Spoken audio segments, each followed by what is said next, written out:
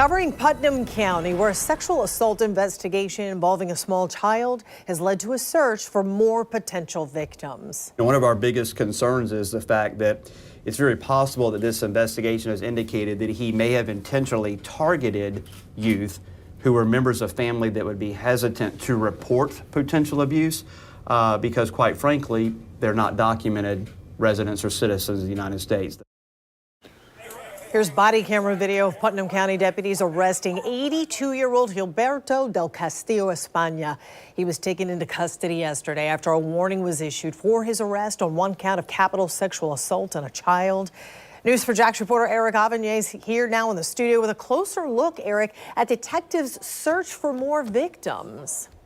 Well, Joy, detectives say Gilberto del Castillo España was well known in the Hispanic migrant community in southern Putnam County. This includes migrants living in the country illegally. Now, investigators believe he may have used his status to possibly prey on other children who have parents who were not legal U.S. citizens.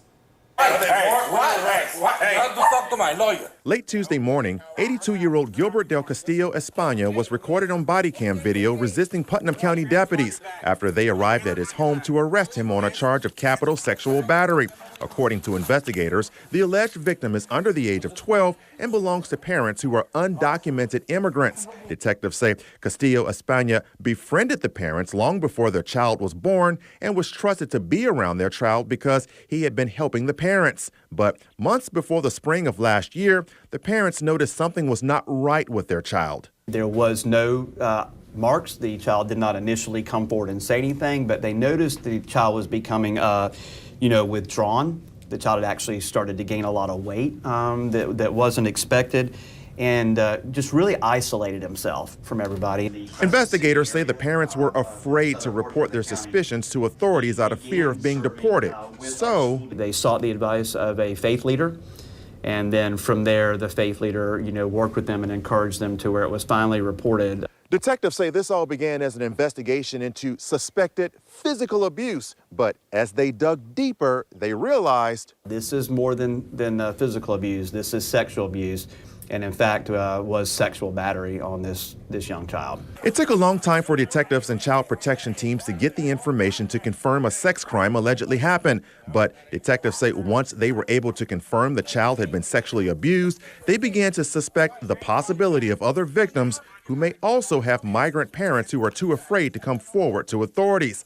This is why they are pleading for those families to come forward if they have information about suspected abuse or similar complaints. You are safe to report this. We don't ask your resident status. You don't have to have a photo ID to report a crime. You don't have to have anything along those lines, and it is not important to us. What's important is that you were in our jurisdiction at the time the crime occurred. So we do encourage anybody else that has had any contact with this suspect, and if you're suspicious, to reach out to us.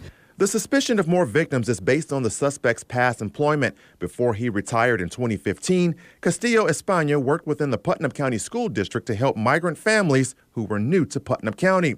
At one point, he was the coordinator for the district's English as a Second Language, or ESOL, program. Investigators say that although he didn't work directly with children in a classroom, he had access to migrant children or children born in Putnam County to parents who were migrants. When we were outside his home, an unidentified man walked from the house and confronted us about reporting information that the sheriff's office made public. I don't think you should do a story on him. Why not?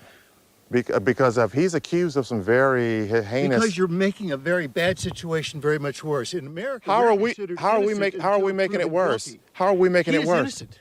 A jury will decide if Castillo España is innocent or guilty. For now, investigators just want to make sure other potential victims and their families feel safe enough to come forward. Now, under a new law that took effect last year, Castillo España is eligible to receive the death penalty if convicted because his sexual battery charge is a capital felony. Reporting live in the studio, Eric Avanier, Channel 4, the local station. Well, Eric, now that this case has gone public, what is stopping immigration officials from deporting the victim's parents? Well, Joy, the victim's parents are helping prosecutors convict someone accused of a heinous sex crime so they can be granted visas to help prosecute this case. Also, their child was born here in the U.S., which makes the child a U.S. citizen. So separating them from their child would be out of the question. Got it. Eric Avene reporting live tonight. Eric, thanks.